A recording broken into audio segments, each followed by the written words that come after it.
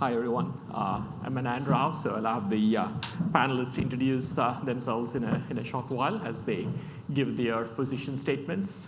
I've been in AI since 1985. I usually say AI is at least 63 years old, 64, 63, 64. 1956 is when the word was coined, artificial intelligence, in a conference in Dartmouth. So I've spent almost half of my life with the AI, so half of the AI I've been there. And I've been with simulation as well for more or less the same time. I got introduced to simulation around 1989 when I was working with a company called Australian AI Institute, and we were working with SRI International, owned by SRI International. So simulation of the space shuttle. We were simulating a lot of defense-related work, both for Australia and for US. There was a program around Pilots Associate. Anyone old enough to remember what Pilots Associate program was? Anyone involved with DARPA programs? The audience? No? That was actually to simulate a Top Gun pilot. So basically, people go into these dome simulators, and all the dome simulators are very expensive, $1 million or so those days. But you are the Top Gun pilot, but none of the flights happen on a one-on-one basis. It happens with 4, 16, 32 level squadrons. So you might be very intelligent. How do you create intelligent other pilots? And that was a Pilots Associate program. So essentially creating, if you like, digital twins, but we are human digital twins who can be as good as Top Gun's pilots. So that was the simulation that we were doing. So that's the whole story. But what we wanted to talk today was simulation and AI. How they come together, why is it important? If you can go to the next slide, or if there's a clicker, I can probably use that. Let's go to the next slide. And there is a video that I wanted to share. Yeah.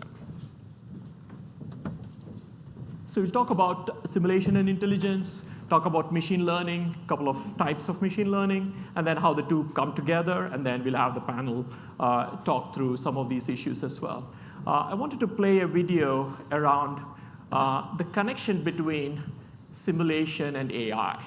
And what is interesting is I've been in both those communities, and AI folks don't think simulation is such a big deal, or they don't work much on simulation. I come to simulation conferences, yeah, we are simulating all these different kinds of machinery and assets and so on. We don't care much about intelligence. But what we miss out on is basically this perspective. Let me just play this video. I don't know, can someone play the video there? When you have 21 minutes to speak, 2 million years seems like a really long time. But evolutionarily, 2 million years is nothing. And yet in 2 million years, the human brain has nearly tripled in mass, going from the 1¼ pound brain of our ancestor here, habilis, to the almost 3-pound meatloaf that everybody here has between their ears. What is it about a big brain that nature was so eager for every one of us to have one? Well, it turns out when brains triple in size, they don't just get 3 times bigger, they gain new structures. And one of the main reasons that our brain got so big is because it got a new part called the frontal lobe, and particularly a part called the prefrontal cortex. Now, what does a prefrontal cortex do for you that should justify the entire architectural overhaul of the human skull in the blink of evolutionary time? Well, turns out the prefrontal cortex does lots of things, but one of the most important things it does is it is an experience simulator. Pilots practice in flight simulators so that they don't make real mistakes in planes. Human beings have this marvelous adaptation that they can actually have experiences in their heads before they try them out in real life. This is a trick that none of our ancestors could do, that no other animal can do quite like we can. It's a marvelous adaptation. It's up there with opposable thumbs and standing upright in language as one of the things that got our species out of the trees and into the shopping mall. That's the key thing here, right? So the human brain, and the reason why we are humans, I think fundamentally, is our ability to model the world around us right? So essentially creating a miniature version of it. Not only model the entities, but essentially project forward in time, look at the consequences of those, and then take action today. So that's what we all do. That's simulation. That's so integral to being human. And that's why I have a hard time when I go to AI conferences and say, oh, that's just simulation. If simulation is so key to actually being intelligent, why are we not essentially combining simulation and intelligence and talking to both in the same vein, right?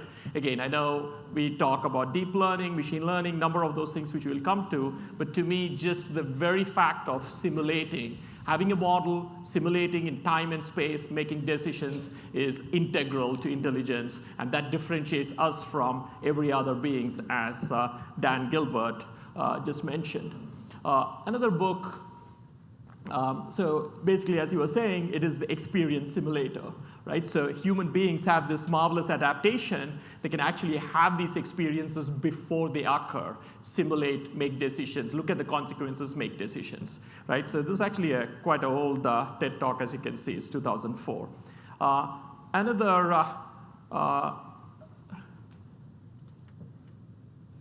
Another book here, Future of Mind. Anyone has read this book? Couple of hands going up, yeah. Mikio Kaku, he's written a number of books. He's sort of a physicist by profession, but he has sort of moved more into writing some of these more popular books around consciousness, physics, and a number of other things. So in the Future of Mind, what he says is very interesting. Again, it's sort of very pertinent to this audience here. Consciousness is all the feedback loops necessary to create a model of yourself in space, in relationship to others, and in time, especially forward in time.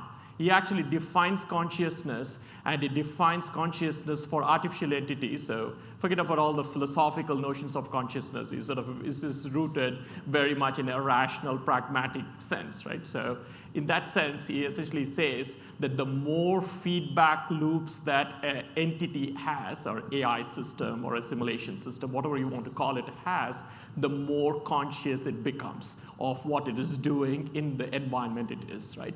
That's the notion of consciousness that he says. So we see the future, we predict the future, and animals do not. And that, I think, typifies human consciousness. Again, another definition of consciousness. Again, intelligence is the ability to see the future. So again, what I'm driving at here is intelligence, simulation go very much hand in hand. And that's why this topic of simulation and machine learning coming together, machine learning being part of AI, it's so natural that I wonder why we took so many years for us to even have panels like this. So now I'm going to go into machine learning. I know the audience is sort of very much aware of all the work that is going on in simulation. So just want to give the definitions of machine learning. Again, these definitions have been around for a long time, and this particular definition is by Herb Simon, one of the big persons to start AI, as well as behavioral economics, and a very notable economist as well, for which he won the Nobel Prize. And if you look at this, learning is any process by which a system improves performance from experience. And the experience could come over time. That experience could come with more data. So anything that improves its performance is what is machine learning. And again, in the machine learning world, we talk about 3 types of machine learning: supervised learning, unsupervised learning, and reinforcement learning, right? So again, very quickly, I'll go into what those 3 types are. And a very simple example, right? So this is the way we illustrate, at least to some of the business folks, as to what we mean by machine learning. And everyone has this notion that it's somewhat magical. You give data, and then suddenly the algorithm does something, and you have some great output that comes out. Unlike any of those sort of magical definitions, it's very simple. If you have a kid, 3-year-old, 4-year-old, you have all those Lego blocks there. And with all the Lego blocks, if you have the colored bags there and ask the kid to sort it out, it intuitively knows that, hey, this is color yellow, and that's a yellow bag. I need to put all the yellow bags into the yellow bag, yellow blocks into the yellow bag.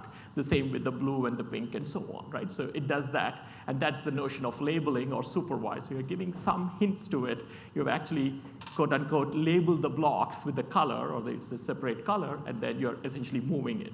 That's what supervised learning is. So in the data, you start labeling whatever the output you want, in this particular case, the different colors. So that's supervised learning. Now, you can go to unsupervised learning, where you have the bunch of blocks and just tell the kid, hey, go and sort it out. And some kids might say, oh, I'll take all the blue to one side, the red to one side.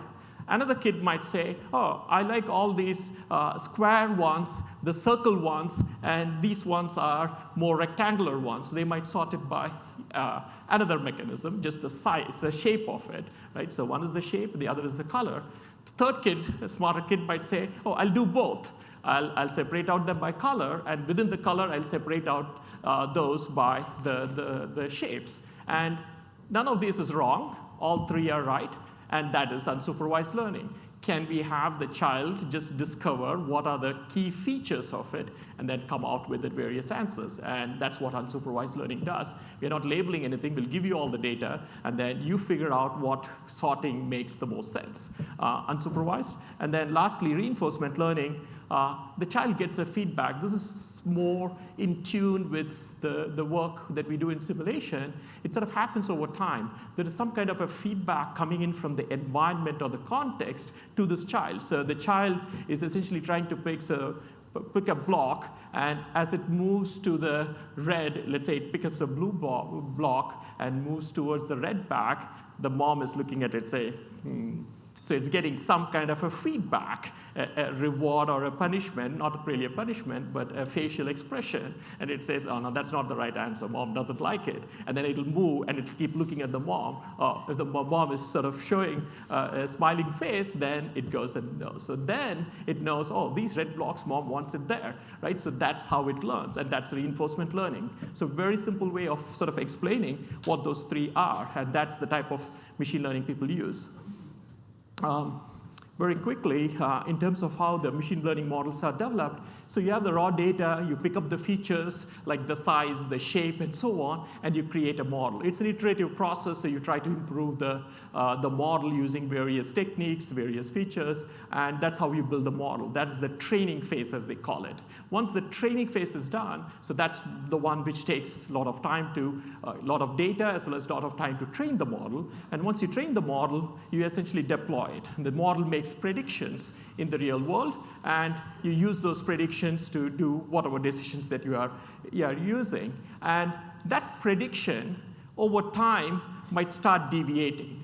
And again, all of us know from the simulation world what happens when there is a model drift. Right? So you have programmed something, as it is interacting with the environment, things change in the environment, and there is a model drift. So you need to correct it back. And that's how you go back and look at the raw data, maybe get more data, and change that whole process. And reinforcement learning starts playing into that area, right? So the first two might play into the first one, and the reinforcement learning starts playing into the overall feedback loop. So this is the way machine learning training and predictions are done. Again, another example from deep learning. So on the left-hand side, you have all of those different images. And on the right-hand side, it is essentially predicting whether that image is a tabby or an Egyptian cat or whatever it is with various percentages. And this is a deep learning network. So it's essentially looking at the features first in terms of specific pixels. Then it looks at lines. Then it looks at shapes. And then start putting together all of those things to determine whether something is a cat or a fish or whatever the thing may be. Right? So that's all just a very quick 101 on machine learning. I'm sure some of you already know that, but just to introduce what we are going to talk about in terms of machine learning, I thought that will be a useful area. Everyone knows about discrete event models. We don't have to worry about it here in this particular audience. Again, one of the things that I picked up from the AnyLogic side. Now, discrete event models, we program them, right? So we know what the process flow is, and we say this is the time it takes, and so on. So that's one way that we have traditionally done.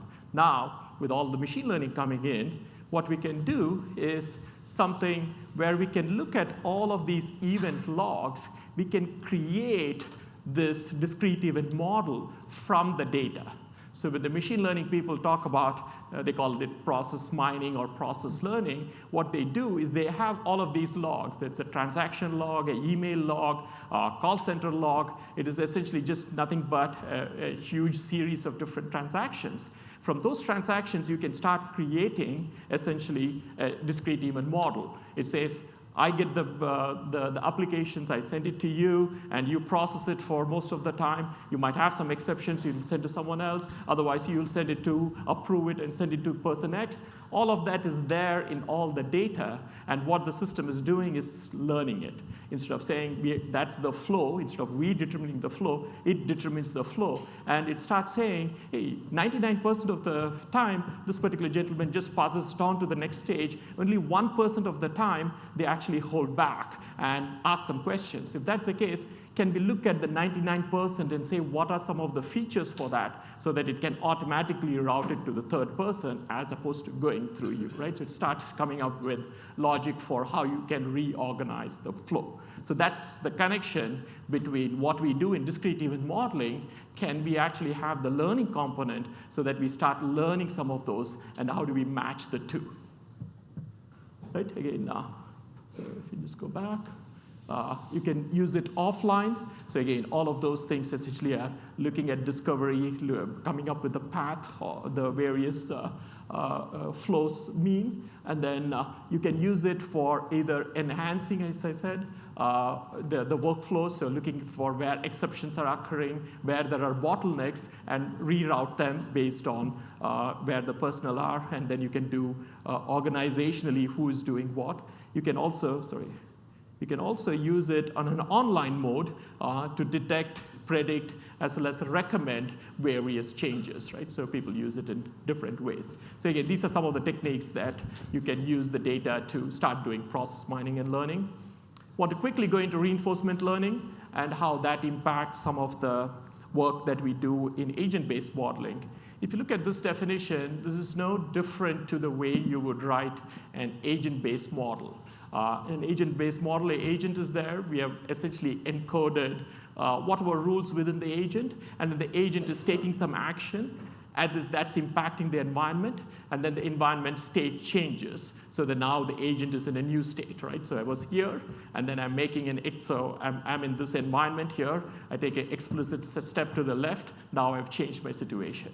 Right? So I can do it, but I can't do it beyond a certain point. I know there's an abstraction here, right? So that is the reward or the penalty that comes in at each and every stage, right? So that's a very simple reinforcement learning, and that's the way we essentially program the agents as well. So that is the connection between the two. Again, example that we have been working on, this is a simple grid world where we simulate this is something that Ilana, Mark Page, and Lyle from our team have been working with the autonomous vehicles. So autonomous electric vehicles, how do we charge, where should they go, where should they position themselves, and so on. It's in a simulated environment where each of the cars is an agent, and it is learning what is the optimal way in which it should position itself, right? So the simulation is happening in terms of all the different cars moving in different locations, customers appearing in different patterns in different places around that network there. And the task is how do these cars reorganize themselves so that there's an overall profitability that they are maximizing, right? So that's the problem that we have. And interestingly, initially, so Mark, Lyle, and the team were essentially coding some of the heuristics on how these agents should behave, and then we essentially started doing a reinforcement learning. And these were some of the patterns that the system started learning. So this is the connection between agent-based modeling, where you are encoding the rules, versus the reinforcement learning, where the system is coming up with the patterns. So the first one, where there is no outstanding customers, the agent relocates to be pretty much middle of the map. Right? So this is what a cab driver would typically do, right? So where is the point I can be at so that I can quickly reach whichever corner, right? So the system is, again, coming up with that, we didn't design it. So we basically had lots and lots of simulation runs, and from that the system learned, hey, if I have to really maximize my revenue, I should be in a location where I can easily go to multiple places. So again, the second one is look at the future reward. As you can see there, it probably has equal distance to go to the two places, either over there on the top side or on the bottom, but it decides to go up because there are two customers there. Even if one customer disappears, in other words, that they decide not to go, it has something else nearby. It's able to see forward, and that's how something that it deduced, right? So we didn't program it there. It essentially came up with it based on multiple runs. So there are a number of these examples, and we can start using the agent-based models and apply reinforcement learning. So we are essentially having the model come up with these as opposed to we programming it. So I know that's quite a lot. I'm going to skip this slide. What we wanted to do with the panel, I'll have each of the panelists give a couple of minutes on their position, introduce themselves as well as give a position. Then we want to dive into some of these questions. So why simulation and machine learning? As I said, it's been around for a while, but why are we talking about it now? And what classes of problems can be solved together? Again, I gave a glimpse of some of those, but what can we do together? And what kinds of tools, techniques do we need to solve them? And what are some of the challenges as we move forward? With that, taking 20 minutes, so maybe we can start with you next in terms of just introduce yourself and Sure. Yeah. Great. So how do I do this? I think you should be able to. I think it's in the same order, so you should be able to. You can skip this, yeah.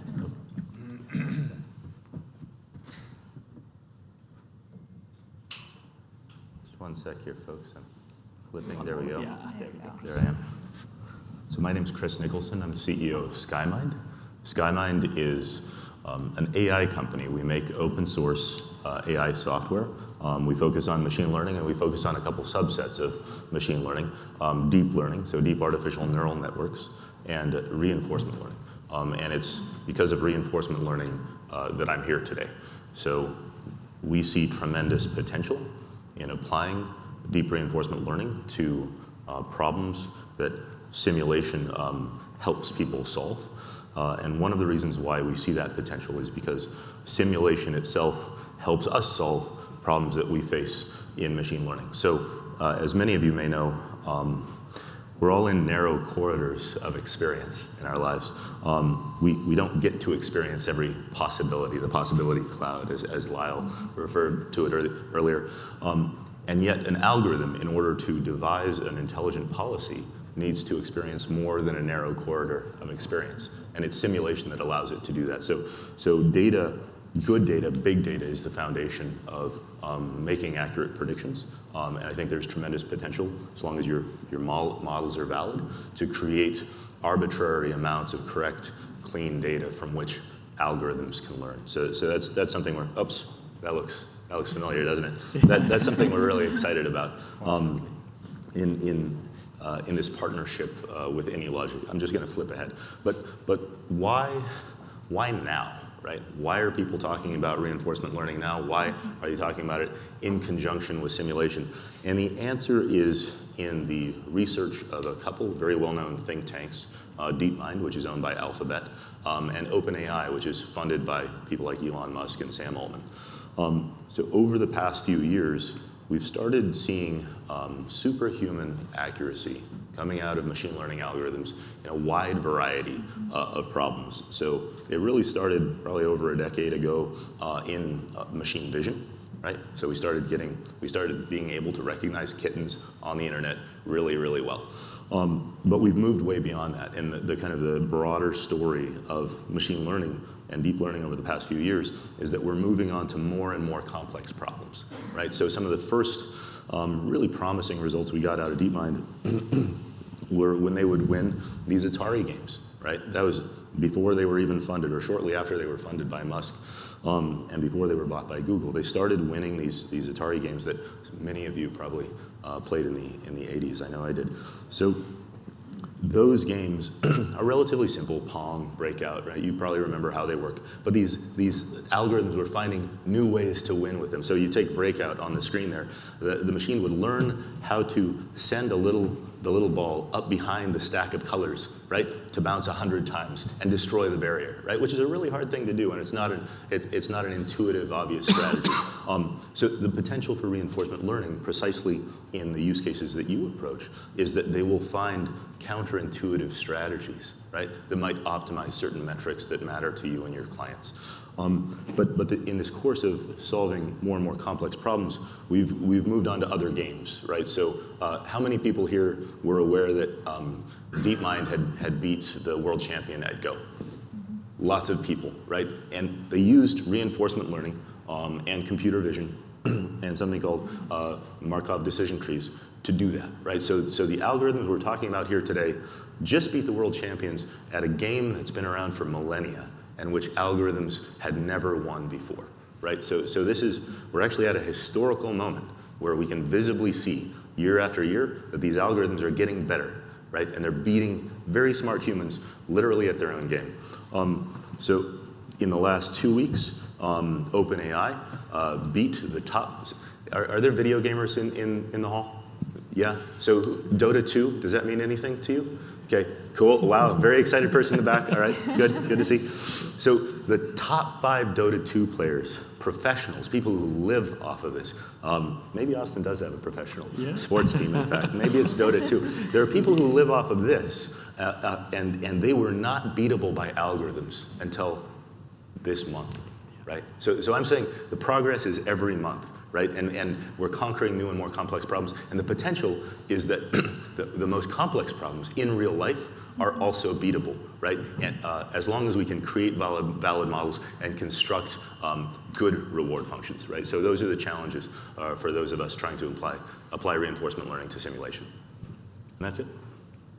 We'll just. That's great. Thank you. Yeah, maybe Ilana. Okay, excellent. Hi, everybody. My name is Ilana Golbin. Thank you for the introduction. I'm part of the artificial intelligence team in the US. Our team primarily looks at the intersection of different artificial intelligence techniques and how we can apply them to solve some of our clients' most complex problems. We incorporate simulation model quite heavily in our team, and my primary specialization on the team originally was simulation modeling. And so seeing how we can expand simulation, incorporating some of these more advanced machine learning concepts to improve decision making for our clients is really exciting.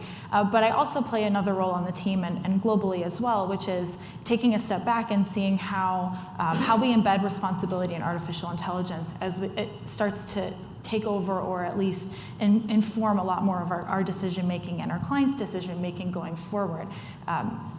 As Chris mentioned, which something I actually really gravitate towards, is that we are solving extremely complex problems using artificial intelligence these days, or we see the potential to solve extremely complex problems.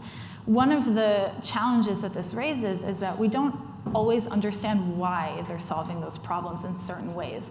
And AI in itself, if not implemented properly, raises quite a few challenges or risks that we as organizations and as society need to figure out how to address as if we want them to really realize the full potential of AI. We have a few risks highlighted on this slide here. The top 3 are risks that individual organizations really have to start to figure out how they want to address when it comes to AI. A lot of us have heard about how there are unintended biases embedded in algorithms used for hiring, or how we might not necessarily understand why a model is making its decisions, so therefore we don't feel comfortable actually trusting or adopting the predictions that a model is raising. Those are very much performance risks. When we consider security risks, we as humans love to try and circumvent automated processes. AI is no different, so we really just need to figure out ways to reinforce our models and make sure that they're working as intended and they can't be circumvented. And that also leads to control risks, so having appropriate governance across an organization for AI. Again, this is AI more broadly, not necessarily simulation specifically. The 3 on the bottom, I think, are less they're less relevant risks for an individual organization, but when we start to think about reinforcement learning and how we establish a reward structure for an autonomous vehicle, for instance, we don't all have the same set of values, and we don't all have the same set of goals. And so how you design that reward structure becomes really important when you have autonomous vehicles from two different companies that might come together, or in two different societies. I think that's a particular risk that is of importance to this group here as we start to think about the extension of simulation modeling with reinforcement learning. And as Anand mentioned, I was involved in the autonomous vehicle projects. That's a topic very close to my heart here. As we start to try and enable responsibility within organizations, there are a few different areas that we consider. The first one being the ethics of the system or the legal implications of the system that we're trying to build, and making sure that we're able to action ethics within our organizations to the extent that it's relevant to a particular application or suite of applications. We also need to ensure appropriate governance, which we have on the bottom here. And then in the middle, we have three different pillars, which are more technical. Can we identify the bias that might be creeping into our systems, or can we address it in some sense? Can we explain model decision-making overall, and are our systems robust, secure, reliable, and safe over time? Now, this might not seem that relevant to simulation as a whole, and typically when we think about responsible AI in the media, we tend to talk about traditional machine learning models, like those used for hiring, or those used to automate certain types of decision making. But as we're building reinforcement learning or embedding other machine learning capabilities into simulation models, it becomes more important to be able to translate that decision making into a way we can understand.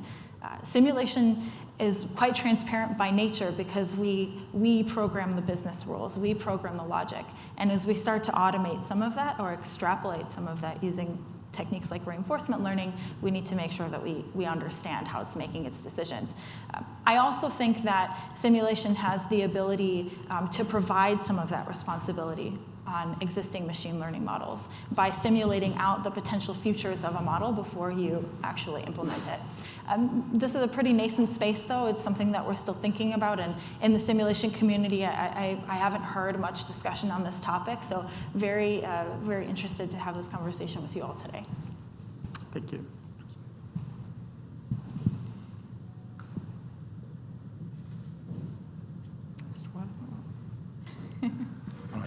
I should introduce myself as well before I jump into the presentation. My name is Cyrill Glockner. I'm with Microsoft. Oh, there's my. I'm with Microsoft. I recently joined the company August last year with an acquisition. Microsoft acquired a startup out of Berkeley, California called Bonsai. Bonsai at a very high level is focused and has a vision around a term that we call machine teaching instead of machine learning. So it's more about the human teaching the machine a certain behavior so the machine then can learn by itself. I will go into that in more details, and I'm happy also to discuss that term a little bit later. At the end of the day, we are providing a cloud-based service that allows domain experts to solve their problems applying AI. And our first kind of AI flavor that we are introducing is deep reinforcement learning. There's no reason that the machine teaching approach can't combine other AI flavors as well, but the one that we are supporting today is DeepRL. And at the center of the platform is the human, because we believe that the domain expert knows the environment, has all the kind of expertise that is required to tell our system actually what to optimize for. It's not the machine that can help and do that. We still need the human in the loop to tell the machine what is the expected outcome. How do I define a reward function? What do I actually try to achieve? And then at a kind of more complex level, one of the techniques that we are applying to speed up training times is that we are decomposing a larger problem into smaller problems. And that is not something that we see the machine being able to do without the human saying, I have a large problem, and I can separate that into sub-problems, and then I use RL to solve one problem after the other.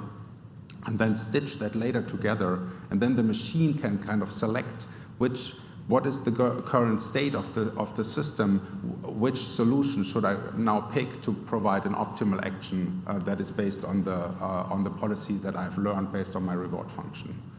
So decomposition of problems is a very significant part of where we believe there's a lot of well, in other words, if you have a really large action and state space, so you have a really large problem that you're trying to solve, it is probably, you can solve that with compute, right? On the Microsoft side, we could say, well, why not running the simulator 10,000 times in parallel? But that makes no financial sense. If I have an ability to decompose that problem into smaller chunks, then maybe I only need to run 500 simulations in parallel, because I run maybe 5 times 100, and then I put it back together later on. As I think this is, for this audience, kind of built in, we are using simulation environments as the training environment. There are other flavors of RL that we are not covering here today, but if you're interested in the topic, there are one-shot bandit RL approaches. There are all sorts of other RL-related non-simulator simulation-required approaches that are quite fascinating as well. In our world, we have an SDK that allows us to connect to simulation environments. For example, AnyLogic is one of them that we can work with, or from the MathWorks, MATLAB and Simulink. So it doesn't really matter that much what the simulator itself is. There are certain constraints that I can also talk about that have to be true, but in principle, we are relatively generic. At the end, this is a platform that is not so much centered around the kind of AI research. While we are still part of Microsoft Research, we are not building our own RL algorithms. So we would use what the open source community and what others provide, and we are building on top of that.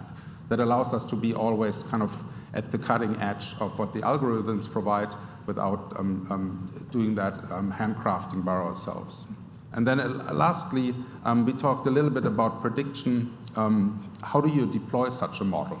The end result of all the training is what we call a brain. So you have basically a neural net or a number of neural nets that can, on a given state, provide an optimal action based on the policy that the brain has learned. Before we, and then the user has options actually.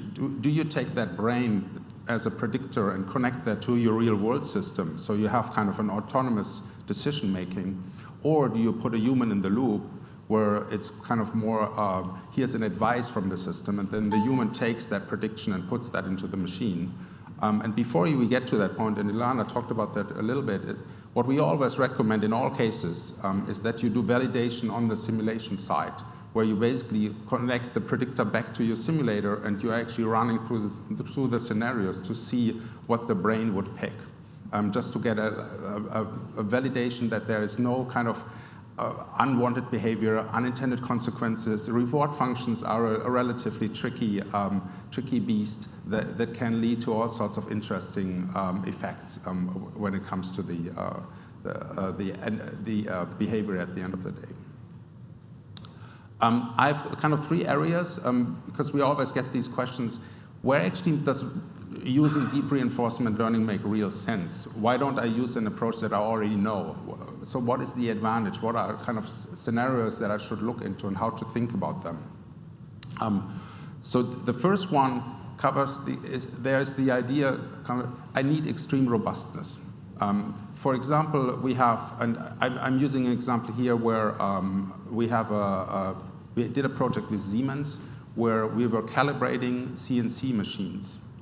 So the AI learned how to calibrate the CNC machine because they, on a regular basis, they kind of run out of sync, so somebody needs to come back and calibrate the machine again. Today, a human is doing that. It takes roughly 2 hours, and they need to do that on an ongoing basis on a number of machines.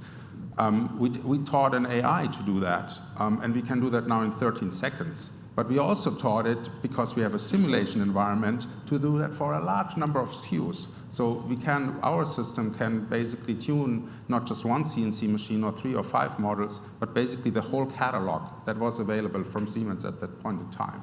And that is very difficult for a human to learn over time, to build such expertise.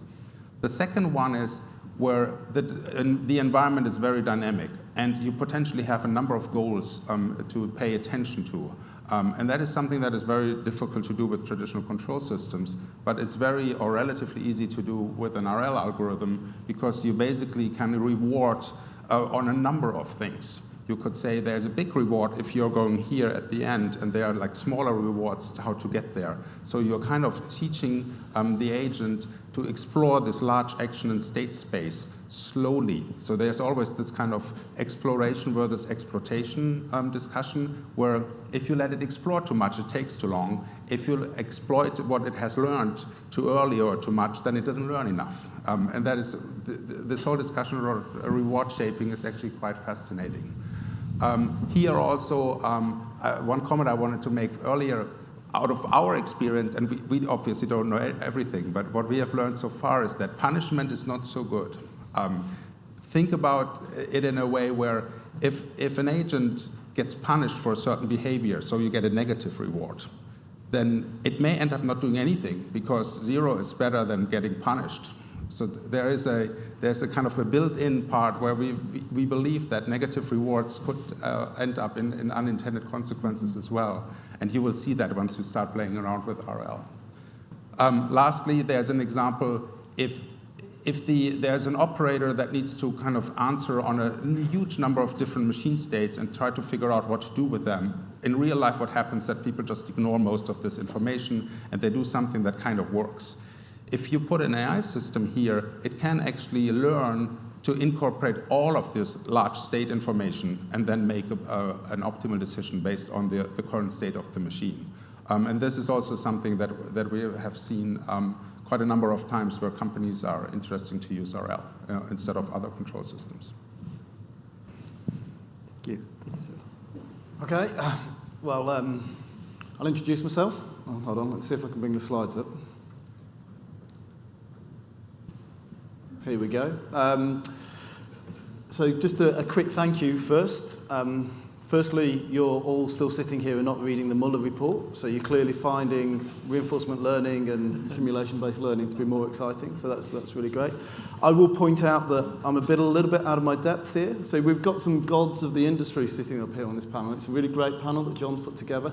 I'm just a simple practitioner from the UK. I think John's put me here because I can hopefully give an honest appraisal or an honest perspective, and it will just be my personal perspective, on what it's like to currently try and build reinforcement learning-based simulation models for clients. You know, we're out there, we're trying to do it. It is a tough world to be. I'm sure everybody who's building these models will agree. I represent 2 companies, actually, so I founded 2 companies.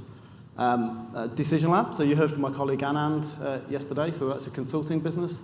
And then DSE Consulting, so we have a specific link with AnyLogic in that one, and we resell and distribute and provide training and mentoring for AnyLogic in the UK.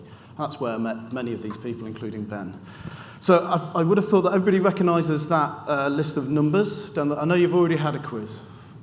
We did a quiz. Anyway, I'm sure you'll recognise that list of numbers down the left-hand side of the page. Yeah? Okay. Hold on. The answer's coming up. Obviously, you all recognise that it was 21 years since I first discovered simulation. Yeah, so everything you'll hear from me today is very much from a simulation perspective, from a practitioner perspective. I thought I was a genius 21 years ago because while doing a geography undergrad, I built what I then discovered was a very regular simulation model to look at how a slope was going to evolve over time. But I remember submitting this thesis thinking I was going to be the best thing since sliced bread ever, only to discover that my supervisor quickly gave me a very stern talking to for not checking the literature properly to discover this thing known as simulation, which has existed for a very long time. But I have been building simulation models for a long time. It's been 15 years using AnyLogic. Can anybody apart from Andre, he's not allowed to say anything, or anybody from AnyLogic, who else has been using AnyLogic for 15 years? Come on, look, there's a select few of us. Yeah? We remember back in the days of AnyLogic 4 and AnyLogic 5 and trying to put models through that. So I've had a long experience with AnyLogic, and AnyLogic has always evolved. It's a great tool. It's always moving forward. And I think their excitement and enthusiasm for incorporating simulation-based learning at the point at which we're now all talking about it is testament to the company and their attitude. 11 years ago, I decided to become a freelance AnyLogic consultant. So that's when I really moved into the world of trying to build these simulation models. And 9 years ago, me and Sergey first met each other formally, there he is, he's sitting at the front here, as I became, DSE became the UK distributor for AnyLogic. 7 years ago, we then launched a services business, so a consultancy business that at the time, it was before data science really became popular. So before my team grew beards and called themselves hipsters, we were just simulation engineers who went to work and did normal things. Now, we all have skateboards and we come along and we have beards and we come to work in shorts, you know? But we're talking building optimization-based simulation models, building mixed integer linear programming models in the days when it wasn't a sexy industry, you know, just at the cusp. 5 years ago, we obviously realized that we needed beards. So we became a data science company. That's what we termed, and that's where simulation started to get incorporated into that data science world. And about a year ago, we started doing commercially funded, paid for reinforcement learning projects. Yep. So the teams of grads that I started taking in about 18 months ago all came with this exciting term. Dave, you have to be doing reinforcement learning. And then the industry started to pick that up from our perspective, at least. Around about 12 months, 18 months, we started to see lots of R&D. We do a lot of work in military, so we started to see lots of tenders coming out or opportunities asking for innovative ideas or solutions around reinforcement learning. Okay? So that is me. One of the things we were challenged with on this panel was to put a position statement together. So obviously we've got company perspectives and people trying to talk to us about what the technology does, and I think it's really great that we've got a mix here. This is just my personal perspective on reinforcement learning. So, I don't think it's new, okay? I think it's been around for a very long time. I think it's pretty popular already. So just a quick straw poll, this could go disastrously. Who has built or researched a toy model or something that's gone for a proof of concept or a full deployment in reinforcement learning in the room? How many of you have already given it a go? Yeah, it's about a third, maybe, something like that. So there's a reasonable penetration around this idea of simulation-based learning already. It's not that dissimilar from a pure simulation perspective. We've been doing optimization-based simulation for a long time. Now, it's not the same thing, but I think it is within, it's just another extension of the simulation modeling that we already do that addresses a set of problems that we sometimes struggled with in the past, and now we have this new thing that we can work on, this reinforcement learning approach. I'm really, this lot will be really angry with me probably. I've just put that it's as simple as, it's not simple, it's really hard, but supervised computer-based learning, supervised learning for machine learning, but just done at speed, yeah? Just lots of computing power, lots of simulation iterations. If you get your reward structure correct, then you have this amazing approach where you can learn. It's very natural as well, isn't it? I think part of the practitioner, part of my customers kind of like it, because they immediately engage and go, oh yeah, that's how we learn, isn't it? We try something, we fall down the stairs, we realize that you need to use your legs to get down the stairs. Yeah, you've got that instant reward, and that's what and that's why I think there's so much excitement and so much interest around it. Touch on the fact that I think it's now within that grasp of the tools that we use. Yeah, so we can just build a simulation model to explore the space. You know, do some gaming with the clients, do some stakeholder engagement, do some planning, do some forecasting, that sort of stuff. We've always been able to do some computational optimization on that, so trying to optimize the simulation model to a greater or lesser extent, depending on if you're using OptQuest or something a little bit better. But we've always tried that, and now you've got this idea that you can do the learning piece in it as well. So you can move into that space where it's self-learning, it's self-adapting, it can address a new set of problems. I would just point out, and I think the technology is great. I think what the toolkits are out there are really good and they're coming along. But I think it's really hard You know, I see my team when they're deep in a reinforcement learning problem, they're struggling with some really hard stuff. Building a simulation model and getting it validated by a customer can be hard enough, can't it? Choosing the correct level of aggregate detail, getting the data available to it. Sometimes that's like smashing your head against a brick wall.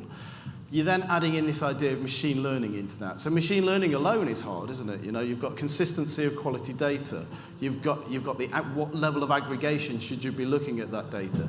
Machine learning is so data intensive. It loves data. It lives off it. Have you got it all there?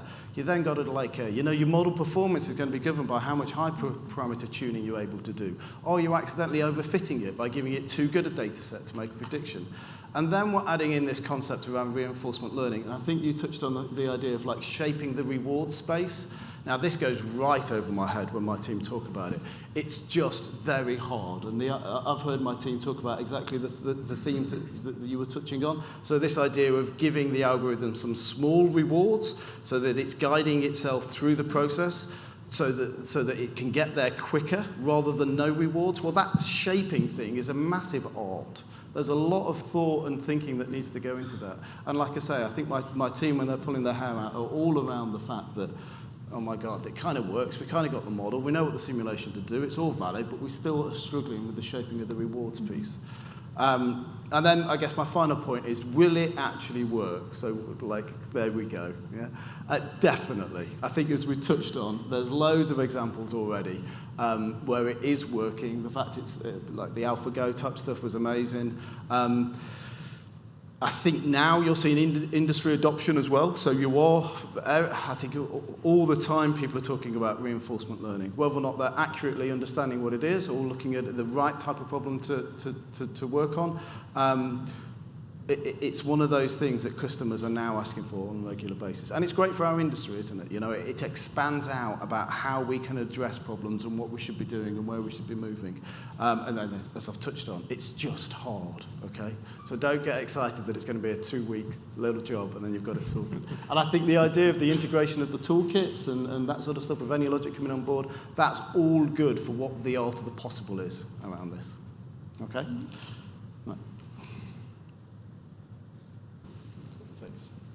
Hello, everybody. I'm the last one. I'll make it short so we can actually start with the panel discussion. I really look forward to it. So my name is Ben Schumann. Apparently, I hold a lot of patents. At least one person voted for me on the patent question. Who was it? I put you on the spot. I don't have any patent. I don't plan. I don't plan to do any.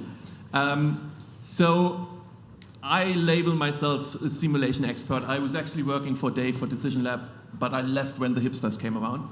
And I joined McKinsey and realized, oh God, these guys are even more about buzzwords. And I tried to push simulation within McKinsey. And now I have my own little firm, and I work a lot with Golbin Research Labs, from whom we heard yesterday.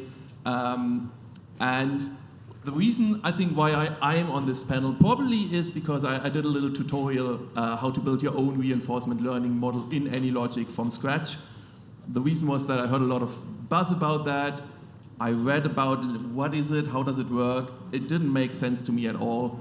There's all these algorithms at the root of it, so I decided, all right, I need to code this myself. Only then can I actually understand how it works. And once you do it, it's actually surprisingly simple if you don't have the pain of the reward function and stuff, if it's given to you. I think the real reason why I should be on this panel is actually because I got a phone call a couple of weeks ago. And there was literally this guy from Silicon Valley saying, I work for this guru. He's doing a new startup. He already secured, I don't know how many millions of funding. He wants to disrupt parking. Okay. And he needs simulation for that, because the disruption in parking is going to use AI, and they need a simulation model to test the AI algorithms. So we scheduled a call, and he told me all about it, and it was this typical Silicon Valley, very, God, he was motivated, you know, very, very cool. He was really going to disrupt parking. And what became apparent to me is, okay, so the topic of simulation has arrived in Silicon Valley now. And I think the reason for that is, you know, reinforcement learning is making a big breakthrough. People love it. It's having success. And data scientists, AI people naturally realize they need simulation for that. But they don't know the simulation community, and they couldn't care less. So that is my feeling. That's me. There's my thesis. They don't wait for the simulation world. They will just start up building their own simulation models from scratch. They're not going to go and look out for tools, or maybe they even do, but what they will find is that there are commercial tools out there that cost a lot of money, and that is something they're not used to. You guys are all, you mentioned open source, right? When you do RL models, you use open source libraries. That's the world they come from. So I don't think we can blame them. I think their reaction will be, whatever, I'll just build it from scratch. And I think there is a danger for the simulation community to end up where the statisticians ended up 10 years ago, which was that they basically raised their hand and said, yeah, we've done data science for like 50 years, kind of know how it works. And the data science community was like, doesn't matter, we'll just do it anyway, you know. So now all statisticians label themselves data scientists, just not to be completely drowned. So yeah, my position is that I think in the simulation community, we will need to change a couple of fundamental things to invite AI practitioners in, otherwise they'll just skip and do their own stuff. That's a very interesting perspective from everyone. And let's just get going with, I think all of you have brought out some very interesting points here. So the first one is, again, as we all discussed, simulation, machine learning, they've been here for eons, right? So 60, 70, 80 years, however way you want to define it. But why is it that we are talking about it now? And I think I heard a couple of perspectives, right? So you're saying there's a lot of money, as you just said, Ben, right? So there's a lot of money in there, so therefore, and also you alluded to, if we don't go there, the AI folks will start doing it and call it whatever they'll call it, and we'll be left behind like the statisticians. And then I think, Dave, you were mentioning more how hard it is, right, on the other side, right, on the flip side. There's a lot of money in it, right, so we all should jump into it if you're interested in money. On the other side, it's not very easy, it is very hard. So what is it that makes it important that we bring the two together now? What has changed? What should we be thinking about as a community? Maybe we start with you. Yeah, sure. Andrew Ng, who's a real guru in the machine learning space, has a great slide that he shows people about the three factors whose confluence makes deep learning kind of possible and attractive now. One of those is the advent of big data. We've been in kind of the big data space for well over a decade, and it probably really, the ball really got rolling back in the 90s when we started digitizing a lot of human behavior on the web. Secondly, we have much more powerful compute than we've had before. In machine learning, people rely very heavily on GPUs and clusters of GPUs and distributed compute, which simply wasn't possible during previous AI waves in the 80s or earlier. And finally, we have slightly better algorithms. So many of these algorithms have been around for a while, but a lot of the smartest people in the world are working on improving them now. And so those factors come together, and as Dave pointed out, this is still hard, right? There's lots of ways to go wrong. You can get the data wrong, you can define the reward function wrong, but there's lots of things that are going right for the first time. And they're going right all at once. And I think some very smart people are slightly disappointed that all we needed were faster chips. Right? Like brute force is often sneezed at. We would prefer to be clever, but brute force is what's carrying this forward, right? So OpenAI, when they beat those 5 players the last couple weeks, they basically said, we just decided to train our algorithm for 10 months. And guess what? Longer training led to a smarter algorithm. So there's that really interesting aspect where the power of AI simply goes hand in hand with the power of compute. We're at an interesting historical moment there.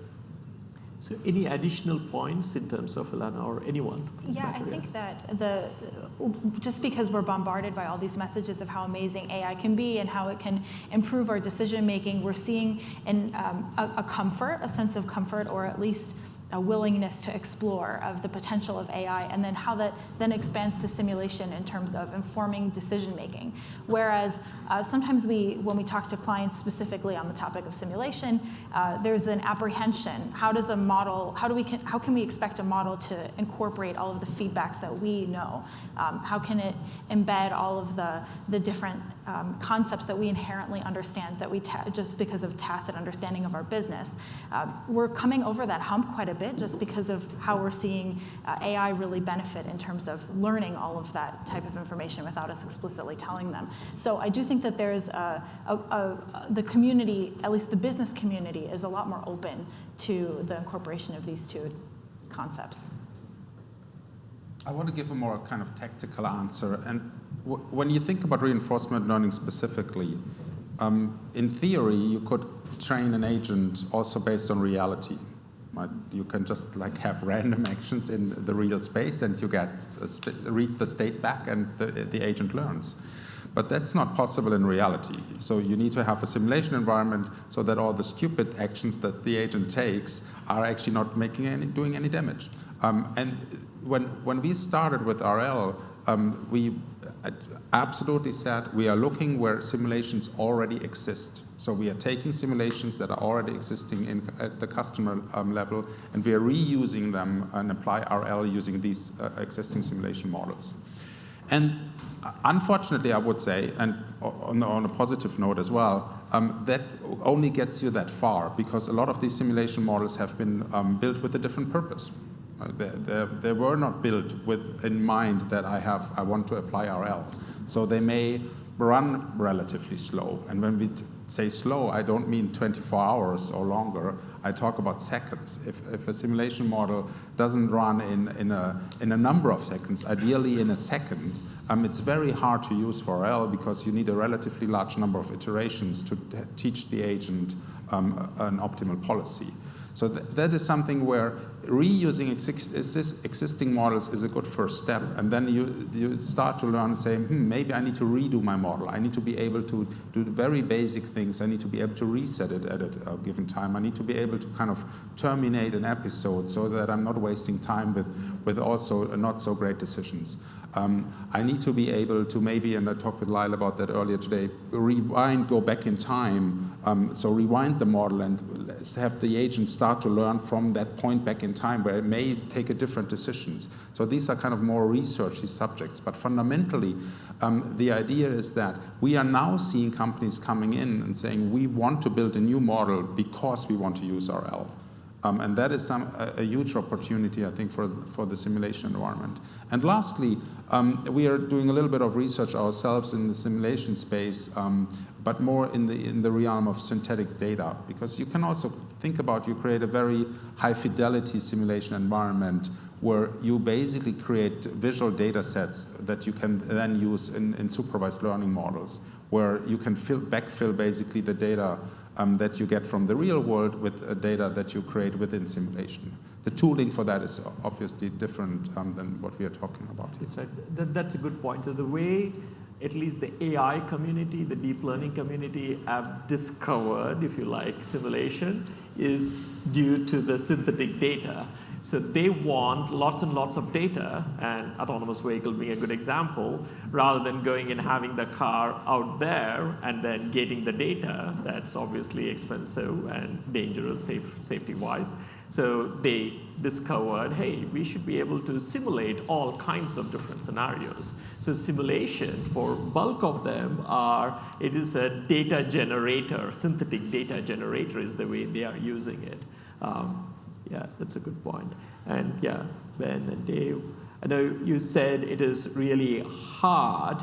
Now, my sort of almost a counter question here is, should we even be worrying too much about getting reinforcement into simulation? Is reinforcement learning ready? I know I fully understand the challenge around the rewards. Are we not much better off if there is a client deadline, as my team would attest, it is a 1 month, rather than try and program some kind of a reward function to get it right? I know my intuition. Should I not just program them and get it done with? What's your view? Yeah, I'm in an awkward position on this panel because I come after three people who've done some really good answers, and then there's me and Ben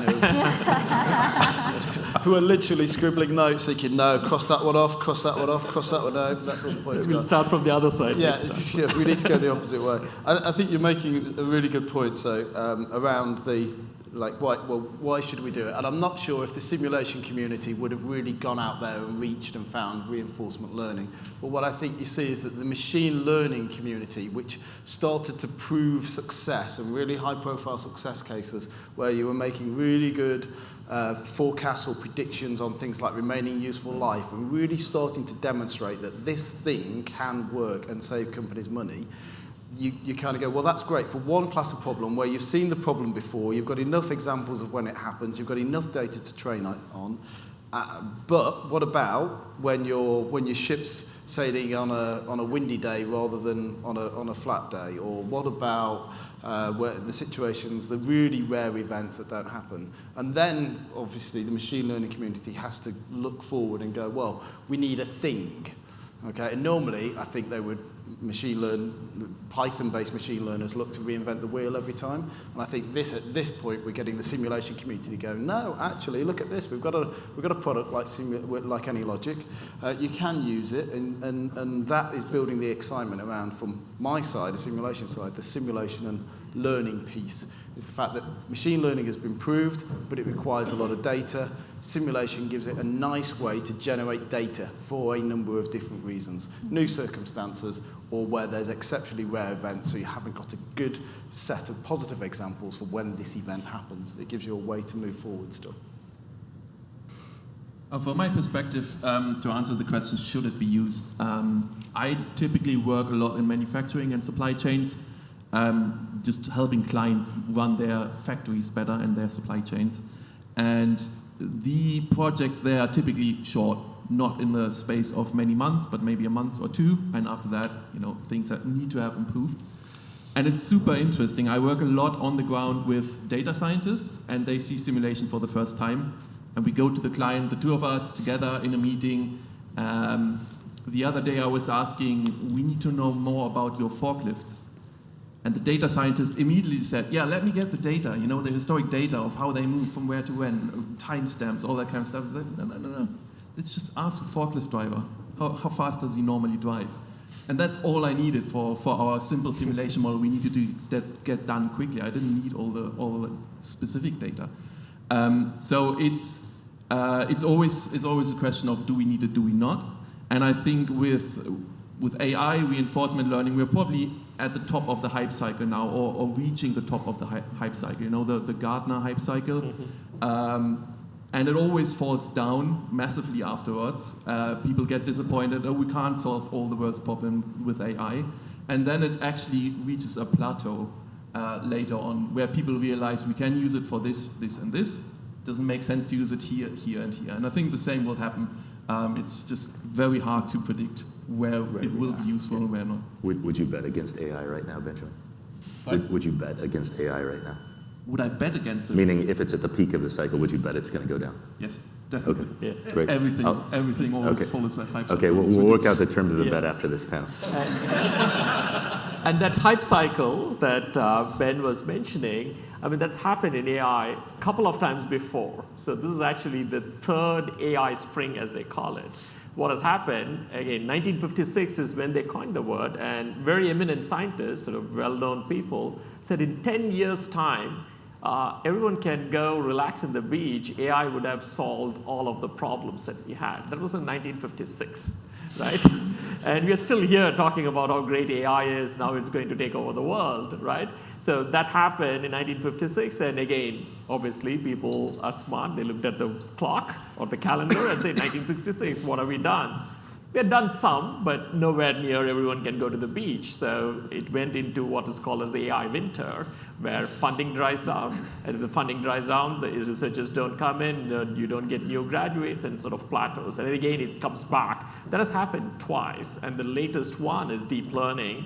And that's what has sort of created the new way. And my own personal view is, if you're not very careful, and the hype this time is much more than the last two times, a lot of money going in, as you were just saying, Ben. And that is very likely to happen, right? So we'll very much come down. And the question is more, how do we actually temper this so that there are some significant advances, I think, as some of the panelists were mentioning, right? So Chris and Cyrill, you're mentioning that there are significant changes. So the compute power is huge, the data is there. All of those things are there, but still the technology itself is still a long way to go. I know we have come 63 years. There's probably more to go. I don't know whether it's 63 years, but there's still a long way to go, right? So I think it's good to temper it with, yes, there are lots of advances, but need to be careful. This is not something which is going to solve the world's problem, or at least the simulation world's problem. With that, I know we had an audience question, so we wanted to just poll you and look at how many of you are working on both these areas. It need not be just reinforcement learning, so if you have the question up. It can be just learning from discrete event modeling. Yeah, please go ahead. Yeah. If you can get the mic here. Yeah. So while we are getting the mic, so if you can fill out this answer. Hi, good morning, everyone.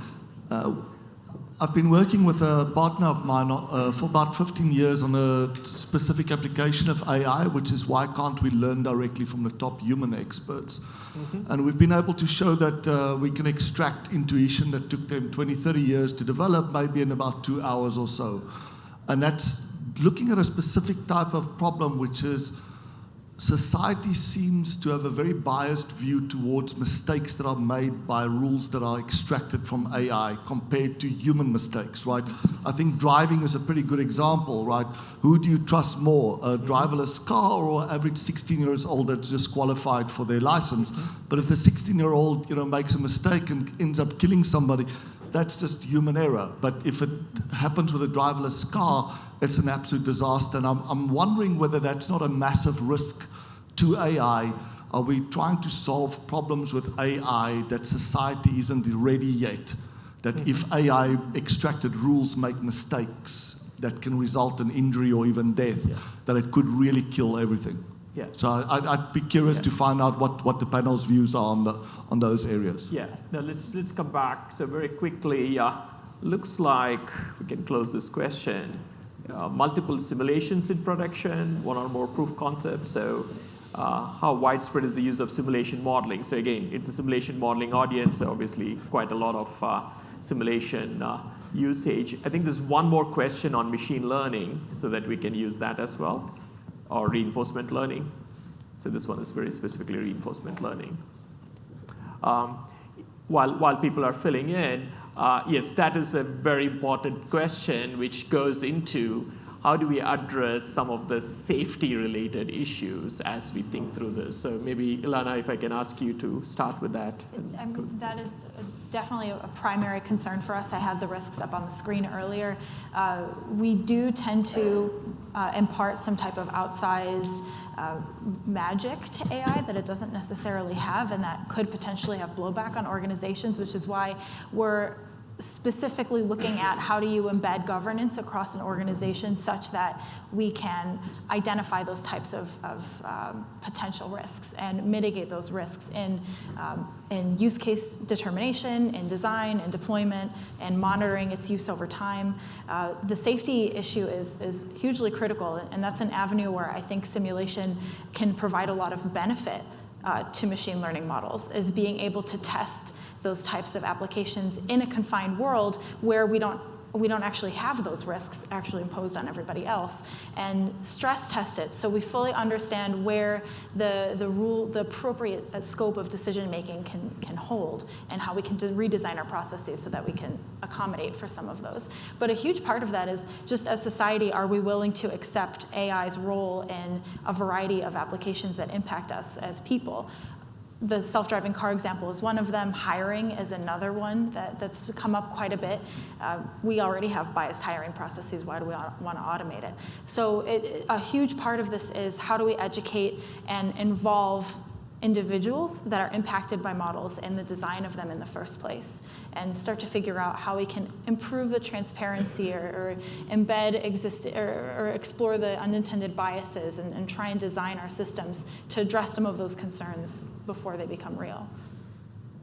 Anyone else on the panel to add to it? Specifically on your question with respect to self-driving cars, and this is more, if I may, a personal opinion than not the Microsoft kind of policy. I believe that we as kind of humanity need to stepwise learn and change how we are seeing autonomous behavior of machines. And practically speaking, I don't actually believe that the first autonomous vehicles at the level 5 will just be kind of dropped into the streets, and then we suddenly have these autonomous vehicles around us while we're still kind of driving around. I believe we will have, and we already see that in kind of parts of the world, more kind of restricted environments that are more well controlled and understood, where we have autonomous vehicles driving around by themselves.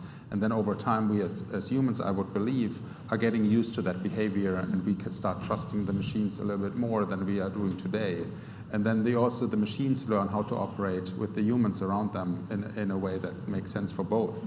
I give you an example out of San Francisco, where there are these trials with self-driving cars, and there are in other cities as well. And the interaction between human drivers and machines is something that is also not always just like bad for the human. It's also bad for the machine. When you imagine a four-way stop sign, the autonomous vehicle will wait forever because it doesn't want to risk anything, so it waits there, and the humans are just taking advantage of that at all times. And that is currently, so you can obviously argue, well, just dial up the aggression of the algorithm a little bit, and then it will figure it out. But these are things that are really difficult that we need to learn. What do you do with the machine when you have all these, the humans around there that take advantage of the AI, right? You are driving on the highway and you turn around and see the self-driving car. You could go because you know the other guy will absolutely get out of your way. So that is something that will take probably a generation. So that's why I'm optimistic on the technology side. I'm not optimistic that we as a society are ready for having this kind of mixed immediately. I think we will have constrained and defined environments first for a lot of autonomy, and then over time we will merge the humans into that, bring the humans in the mix. I have a layman's hypothesis on this that is based entirely on my intuition. Is it possible that we trust algorithms and don't care about mistakes for them as long as it is related to virtual space? So we've trusted Google and the ranking since its start, and if it messes up, we don't really care, we don't even notice. But the more the decisions of those algorithms is based into physical reality, the more cautious we get. So we could have flown airplanes autonomous for at least 20, 30 years easily, but we just don't do it. And the same with autonomous cars now, we're just realizing people might not feel comfortable no matter how safe these things are. So I could imagine, I mean, we have autonomous trains already as well, but also in very small segregated areas. We've had it for 20 years, those autonomous trains, and they're not making a bigger breakthrough because people just don't want it. It would be much cheaper. So I could imagine with cars, it might be the same thing, hype cycled again, that we will have autonomous cars, but not widespread on everything, but in little pockets, or they do specific things on the motorway, whatever. Yeah. One is the physical space. Sorry, go ahead. Yeah, just a couple thoughts, Alan. And this is from an American perspective. America, our chief export is technology, and paradoxically, we're becoming a more technologically conservative society. And I think part of it has to do with the asymmetry of information that people receive, that consumers receive when a new technology is introduced. So, for example, I know every single time a Tesla burns. I know every single time somebody dies in a Tesla.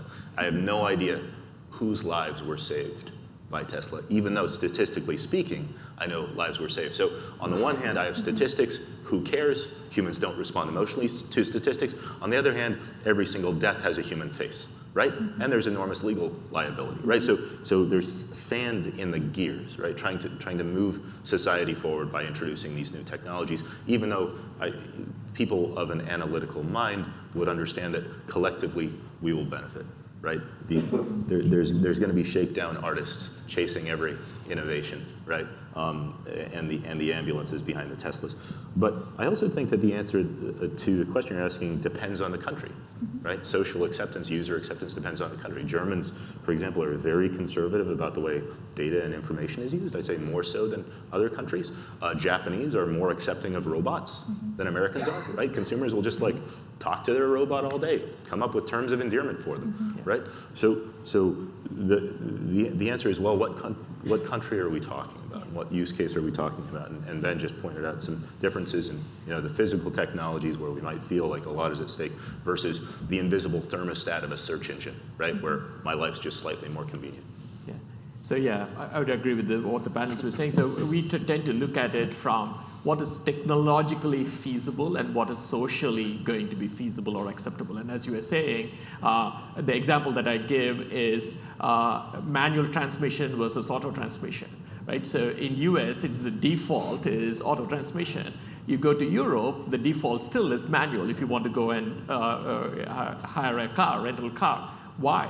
It's always been there, right? So it's been there for 30 years at least, but Europeans still prefer a manual stick shift for their vehicles, and it's almost twice as expensive if you want to order auto. Again, it's very, even though the technology is available in both places, you have auto manufacturers who are global, manufacturing in both places, but predominantly manual in Europe, predominantly auto in US, right? So that's a choice that people have made, right? So in that sense, it's sort of very social. And the other one is I think of this as more, we need to make sure that there is always human in the loop for a majority of the things that we are doing. And only when, not just technologically feasible, but as individuals we trust it, but not just individually, but as a society when we trust it, again, that society would be very different, could be cultural, country-based, only then we should, if you like, hand over the keys to the machine, right? So till then, the human should be in the loop. That's why I think as you were saying, right, so as what Cyrill and others were saying, it's more that hybrid mode where you still have the steering wheel to go take control in your Tesla, but you can leave it, and you get more confidence that way, right? So again, you might have a steeringless wheel taxi, which I might take from here to the airport, literally a few minutes, but would I go and buy a steering wheel-less, totally autonomous vehicle? Probably not, right? So people need to build that confidence and trust in that system. And trust doesn't come by someone declaring it is trustworthy. Trust comes by usage and people seeing that there's been no accidents and I am relatively safe doing it, right? So just a very funny note on what Cyrill was saying. The biggest challenge for autonomous vehicles is turning left, as you were saying. So we know that at least a couple of the auto manufacturers don't have their autonomous vehicles turn left. They always go right. So right. So if you want to go there, you go around and then go there. So that's again for this reason. And it is very, very much a human psychology, right? So as soon as any of these autonomous vehicles cross the line, you'll see the headline on Wall Street Journal or New York Times that the autonomous vehicle is doing illegal things, right? But that's what every human does, right? So when you're taking a left, you put your nose in and then look for the right opportunity to turn left. And even after it goes amber or red, you turn left. But the autonomous vehicle can't do that, right? So that's where I think it becomes interesting. And I think the other thing that you raised, which is very interesting to me, is what kind of standards we put on autonomous systems versus humans. There are 24,000 lives lost in US due to bad driving, due to car accidents. Out of that, 93% is due to negligent driving, right? So again, huge proportion, but a couple of accidents through whatever autonomous vehicle, then it's a big news. Yeah. If I could jump in on that. There's something else interesting that's going on. People become desensitized to the status quo, and they fight change, right? So if you look at San Francisco, rents are going up, and everybody's really mad at tech for gentrifying San Francisco. Nobody blames the landlords, right? Although the landlords are the ones jacking the prices. And why do they not protest landlords? Because landlords are just the water we swim in, right? Everybody's got landlords. That's not going to change. So the same thing goes for 16-year-olds driving or Amazon's hiring practices, right? As soon as you transfer that to an algorithm, people say, this algorithm is only hiring white males from Ivy League schools who play lacrosse. Well, it trained on historical data, right? And yet people would prefer to go back to the traditional method of prejudice rather than an algorithm. And that points out a fundamental kind of flaw and constraint in machine learning. It's very conservative in a way most people don't understand because it's trapped in historical data, right? So it can only repeat the kind of the data we give it, and the potential and the opportunity in simulation is that maybe we can give it new kinds of data. Yeah, thank you. So the answers for the reinforcement learning are roughly 1/3 each, right? So 1/3 not aware of it, so 27% have done one proof of concept or more. Right, so, and at least 1/3 haven't started. So as I would have expected, not many, 14% deployed.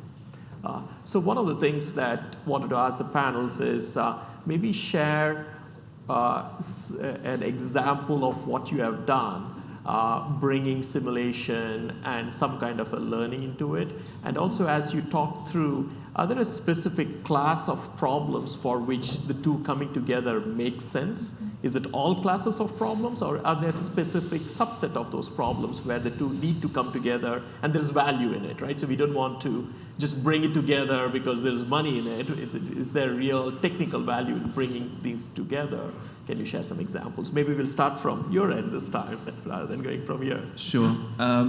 So what I've done practically, as I said, is do this little introduction, build your own reinforcement learning AnyLogic.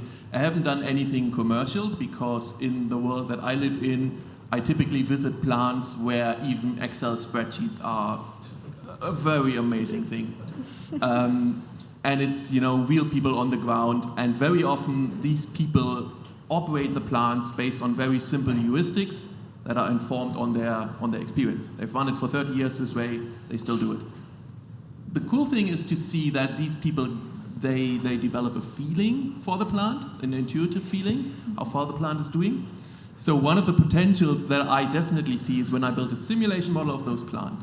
I have to go speak to the guy who's operating the plant, or the forklift driver, or whatever, whoever is doing decisions, and I have to ask him, what do you do in this case? And what do you do if this happens? And what do you do if this happens? Very long conversations, and then I have to mold it all into algorithms and model it explicitly in the simulation model. One of the things where reinforcement learning could be a massive productive boost is to tell these people, look, we've trained our simulation model with a reinforcement learning approach to operate the plant in a much, much more efficient way for all sorts of emergent, like special cases, normal operation scenarios, but also if something breaks down. And this decision heuristic is a lot better than the way you operate your plant now. Shall we maybe try this now? Or maybe just a sub part of it. So I think that's a huge, huge thing in manufacturing that could be done. Okay, so I've not actually worked on the type of problem I'm really excited about, and I'm going to recommend that everybody pays attention to Luigi's talk later on today. So Luigi's done a really good, I don't know why I'm quoting Luigi, I'm jealous of Luigi. Not only is he Italian, he gets fine wine, he gets good food, but he's also done a really nice reinforcement learning model on a manufacturing problem. So it's the same as Ben was talking about, really. So the idea that you can do some scheduling or some routing or something like that, I think there's a lot of commercial value and a lot of business benefit that will be derived from that. I mean, our practical experience as a company has come from the kind of AlphaGo kind of end of the market, which I think is where people, when AlphaGo started to be a thing, when people found out that reinforcement learning was starting to win games like that. Certainly in the UK, people were, from a defence context, let's say, looking at how they devise strategies, how they understand what's going to happen, how, for example, cyber threats might evolve over time. They've come to us and we've done some proof of concept, some MVP stuff, started to get stuff out there that starts to research that. So a good practical example is the cyber threat one, where you've got a deep reinforcement learning agent trying to be the attacker, and you've got one on the other side of the Chinese wall trying to be the defender and trying to learn the best defense strategies. And that's a really good example, practical example about how we're using it so far. I have to say, when we present those back to the clients, they love the simulation models much more than the reinforcement learning at this point. So it's great because I don't think they would have tried to address that problem with simulation. And they're starting to see, okay, then there is this way that you can represent the problem. We can learn from it. Not quite sure you've got your deep reinforcement learning bit right, Dave. But the fact that we now have this sandbox, this toolkit, this combination of simulation and learning, everybody's absolutely loving that. And that's what we've done. Yeah, that's a good point. I mean, the visual, right? So simulation models and all the models that you see on AnyLogic is very visual. And we have the same issue. So I often tell the team, hey, the deep learning is fine, but it's just giving you an answer. Can we see something? Can we see motion? Can we see action? I'm always which has a very powerful impact on clients. Yeah. Always on at the team to make it beautiful. I know that's not what you should say as a geek or a machine learning specialist who are used to just working in Python and looking at it, but I'm like, no, make the simulation model beautiful, and then you'll get the client engagement. This afternoon, you'll see how to make it beautiful in the last workshop of the day. I was trying to get some advertising in. I actually absolutely agree with that. We had customer presentations where for example, we had a model of a wind turbine, and the AI algorithm only kind of learned how to control the yaw angle. So a very trivial problem. But everybody loved it because they saw this visual representation of this massive wind turbine model. And then the discussion didn't go into the detail around the AI part. So I fully can see that visual representation of problems is something that is really appealing to customers. To answer your question, going back to maybe two other use cases that we did that I haven't spoken about yet, we are doing a project with Shell where we're teaching an agent how to control a horizontal drill. So it's a drill that kind of goes horizontally through the soil and tries to follow oil that is sitting there on some sort of a layer. And the layer could go kind of up and down based on the soil structure of the ground. And they have created a simulation model for that that basically represents the soil structure. And now the drill is then built in the simulation as well, and there's a control action every hour. So this time it's not like 20 hertz or something like that. So every hour the drill gets a new instruction to do, go up or down a little bit. And we taught an agent actually that now can control the drill in an optimal way, following that oil structure. So it's very control problems in general that have a kind of a large number of additional factors that may be random to some degree, or at least are very dynamic, are typically good problems for RL application. Another one that we haven't announced yet, so I can't talk about the company name. It's about, think about a large bulldozer that is trying to push earth around, like moving earth. There is supposedly a problem in kind of the angle of the shovel when you go at high, depending on the speed and what the soil is made of. The angle needs to be controlled really well so that you're not like leaving soil on the ground that you try to push around. And we have a simulation of that, and we are teaching the AI to control the angle of the shovel. Based on all sorts of environments, whatever the soil structure is, if it's raining or wet or dry, and how fast the dozer goes. So the more additional inputs you can put into the system, the more reasons you have to use RL versus traditional control systems. Thank you. I think the three examples that we've heard of already are more in the operations space, and we've also explored some of the more operational style applications, the autonomous vehicle example being one of them, where the reinforcement learning model is actually trying to figure out how to navigate those vehicles around a city and define the policies around recharging. And to comment on the visualization, it took us longer to create those visuals than it did to build the model itself, the reinforcement learning side of it. There's also an application on the strategic side of things for businesses that we see, which is how can you use reinforcement learning to design decisions that an organization makes and see the impact or the response that might have on competitors or consumers in the marketplace, rather than having naive customers in a simulation that respond according to a set of very discrete attributes. Can their decision making be adaptive based on the information that they see? So that's another area that we see this being a potential for new products, new services, promotions, anything that might have an impact on others that would indicate a response. Yeah. So I have the least good answer. And we're an open source tooling company. We don't actually build these solutions. However, we help enable others to do so. So Arash from AnyLogic will be demoing some of our tools on the AnyLogic platform later today, and I'll leave the use case to him. Some large, sophisticated consulting firms also use some of our open source tools. What we've seen them do is help build autonomous vehicles, for example, both drones and terrestrial, among other things. And in this simulation space where we're just getting started, we see a lot of opportunity just optimizing various metrics in factories and manufacturing, for example. Yeah. So good collection of examples, both on the operational side, manufacturing, hard assets, as well as examples on consumer modeling, right? So using simulation. And, I mean, from a consultant perspective, I'm using reinforcement learning to go back to all my customers and say, do you trust your control logic? Do you think that control logic is really good at scheduling the way that these parcels, packages, machine parts are moving through your factory? How do you know it is optimal, the guy who originally put that control logic around?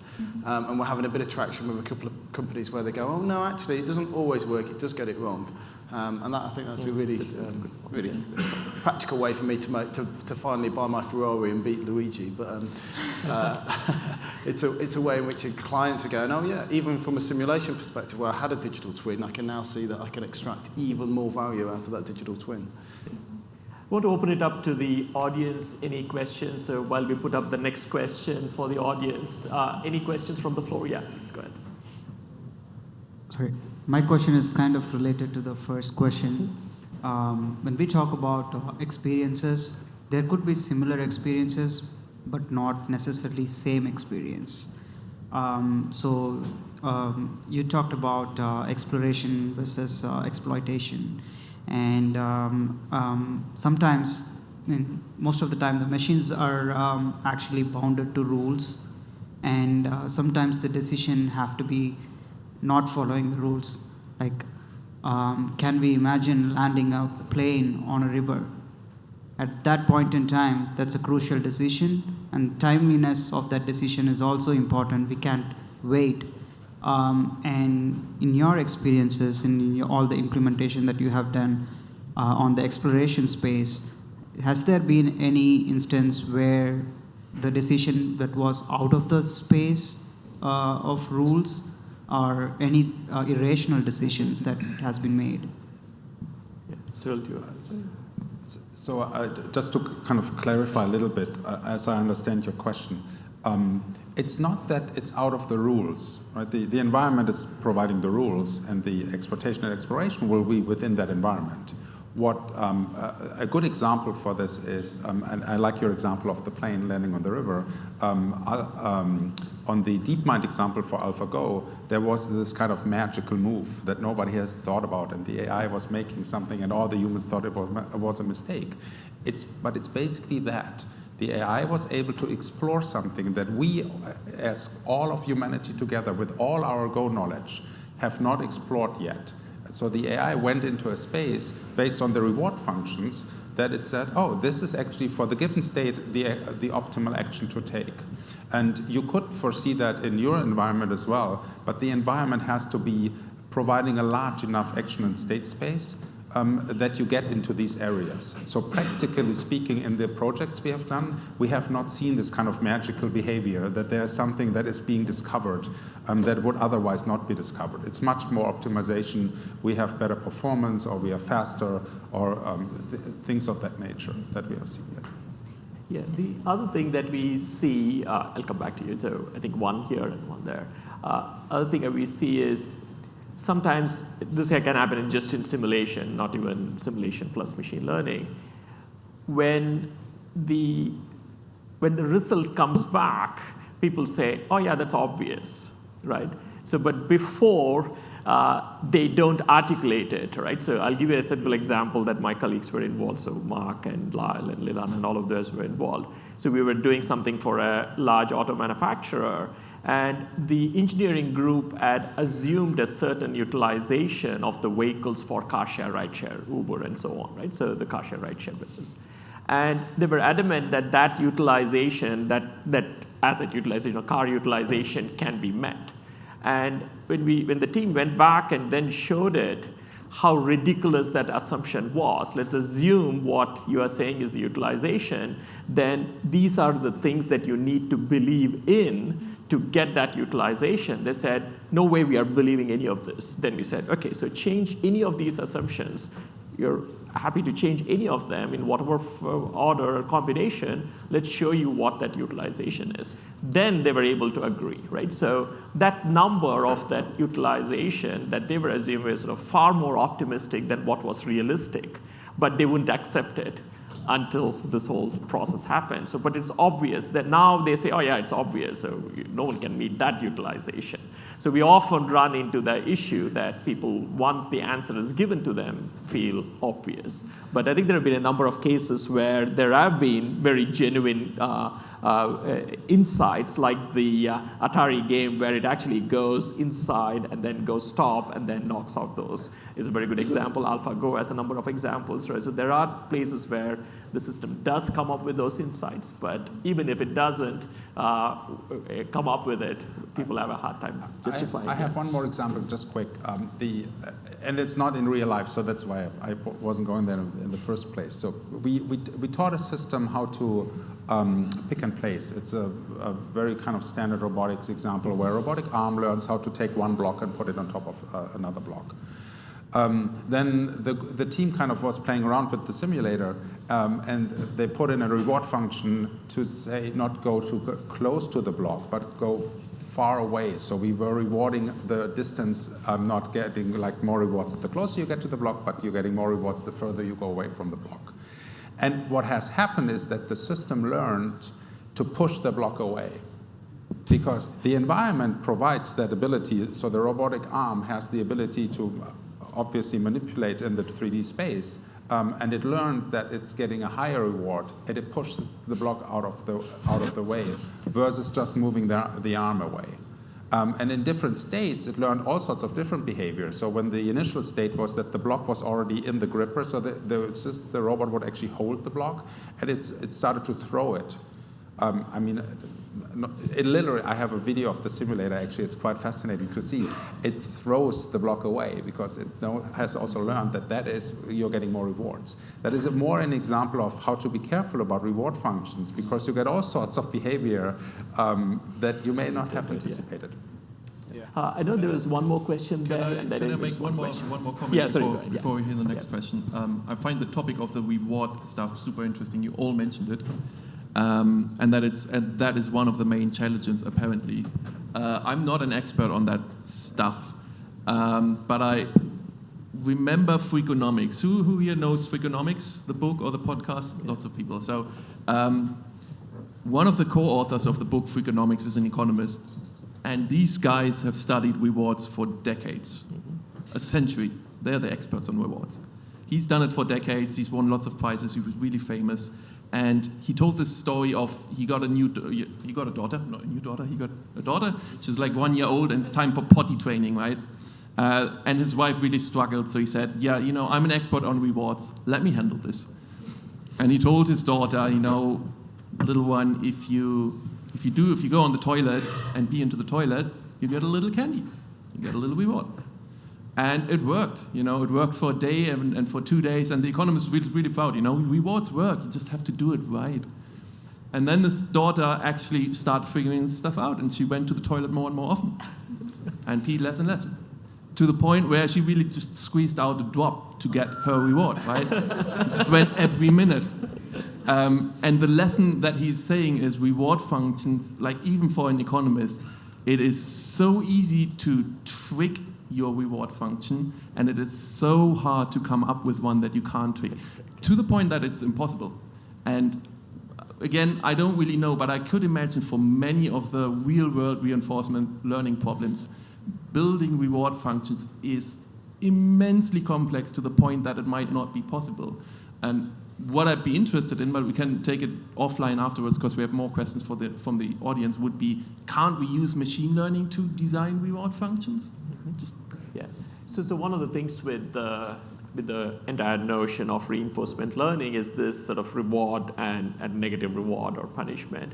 It's sort of just one thing that you're trying to change. So back in the 80s and 90s, we used to work on goals, and it's sort of much larger concept. So people achieve goals. They don't just go always for rewards. You can try and start looking at agents which are having intentions, which are having goals, and they want to achieve certain goals in certain order. There are prioritization of the various goals that you have in life, and then you break down those goals. So that's what was being used for some of the military modeling as well as robotics. So that's a sort of a more robust system than where I think the reinforcement learning folks are going with just sort of trying to use one function and then tweak it.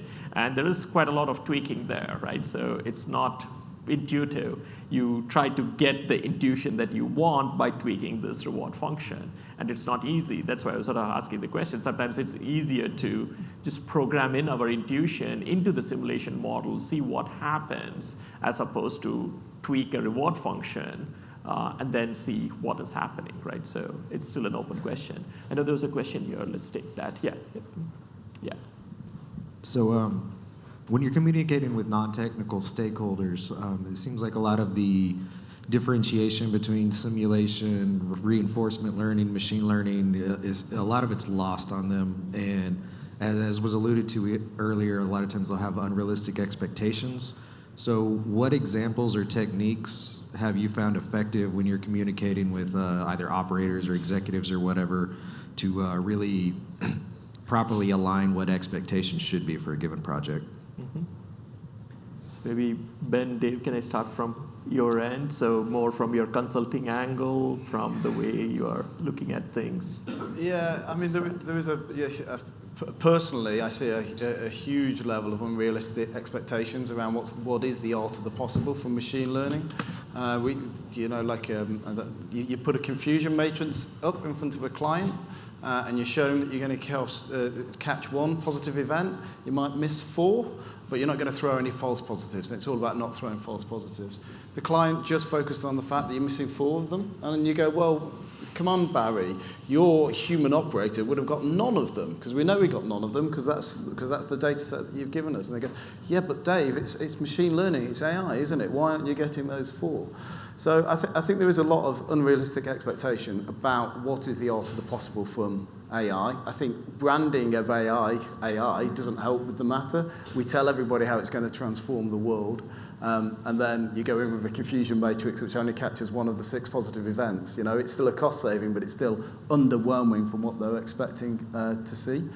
Reinforcement learning actually is kind of helped as a sales tool, just as a convincing tool. People do engage a lot more with the idea of simulation-based learning to come up with a new solution. And in some respects, they gloss over what that actually means. We don't really go into what that algorithm might be doing and how much trust we might place in there.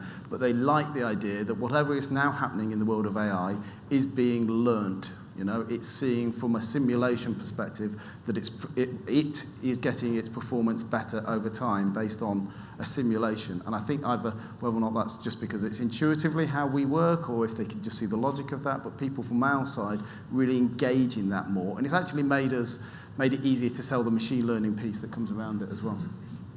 Okay.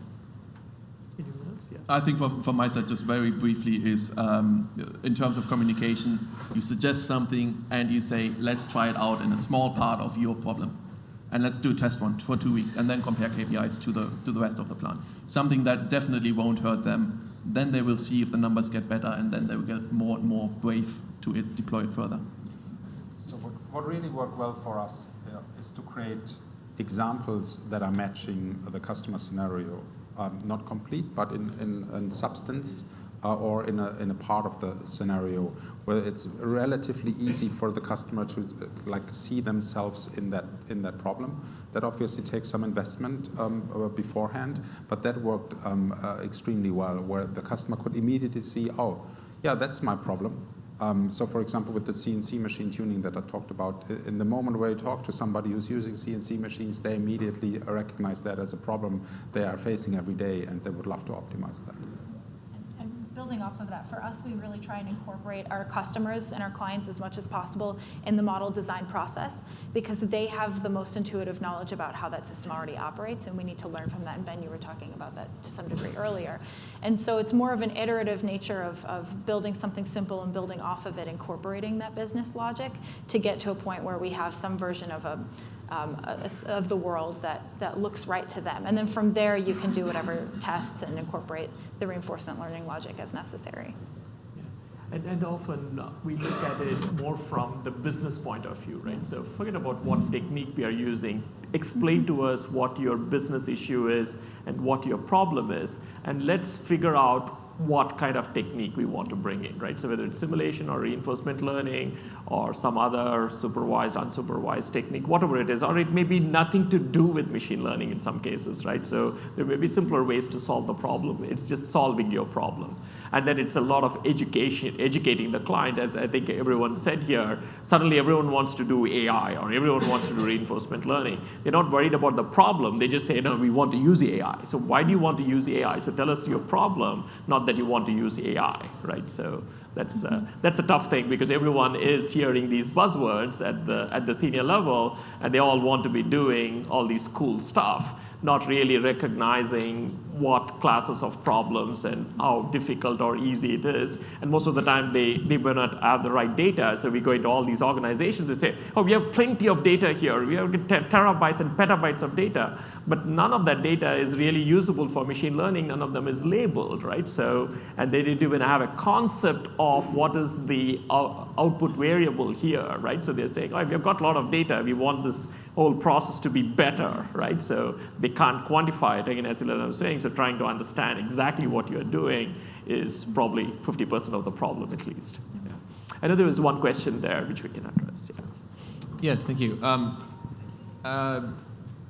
So there's 2 points that kind of that came to my mind as the presentation was happening. The first one came up at the very beginning when learning was defined, and there's a slide and it had what learning means, and the quote sort of made the equality between learning and optimization. Mm-hmm. And I don't know if when there's a lot of cases where the modeling, like simulation modeling, can be used for more than just trying to make a system that you're optimizing, the behavior of certain agents within that system. A lot of the modeling that can be done, or that I do, is more for like explaining what the current system is now, rather than what the optimization structures will predict. And so I'm wondering if there's any experience with using like reinforcement learning as a tool for like explaining something rather than this optimization, because I think learning as a human endeavor is broader than this idea of optimization. Mm-hmm. So I'm just wondering if the panel has any thoughts on that. It's fine if you don't. As an explanation, as an explanation quantity. I mean, reinforcement learning by definition is goal-oriented, right? And the whole reason why everybody up here is talking about reward functions is because it needs, that is the goal, right? And the whole trick of the matter is how you define the goal. I think what you're describing sounds interesting and valuable. I wonder if there's a way to get back to this idea of process mining, right? Because it sounds like you're in the discovery stage. What's really going on? How do I actually surface it for people in a way that's comprehensible to them? So I don't know the answer, but my question would be, well, what kind of raw data do you have, and how can you kind of bring it up and structure it at another level of abstraction, right? Because people aren't going to understand the raw data, where it becomes more comprehensible and simpler. I think it will add to the optimization quest. So optimization-based simulation, we all know it's possible. I'm not that sure every company does it or trusts the results out of it. And you always have that problem, don't you? So you've optimized for the average, and then the minute the average doesn't happen, or the minute it deviates significantly, then your optimization is completely invalid, and in fact could do something very terrible to what you're trying to achieve in that system. So that is a known problem with the simulation-based decision optimization stuff, or system performance optimization. I think it doesn't really answer your question, but I think reinforcement learning does help address some of that. So we now know, we will now have an understanding of what what and why we should do, given the average situation. Let's say we still train against the average, but we know that it will still be valid if that average doesn't happen, or if we deviate from that average. And obviously, if it's significantly different, we'll still have the same problem. We'll still have to retrain, relearn exactly what to do. But I think it will give us a bit more robustness, which I think my clients will really like when you talk about optimization. You can go, well, it's not just valid in this unique case, it's now valid and able to adapt and able to move to somewhere else given a set of constraints or a set of limits. So I'm really excited about the idea of the optimization and or using it in places where you might think about doing optimization currently. It might provide an interesting avenue for comparison. Why, if a process exists in a certain way, if a business or an organization has designed a certain process or operations and accordingly, if you can optimize it and extract different types of rules on how to govern that system, why have they not chosen to go that route? So there might be something underlying that could bubble up in terms of conversation. And in the autonomous vehicle example that I was showing, so that's what it was coming up with, those explanations for, it was essentially generating the policies of where to position itself, where to go after.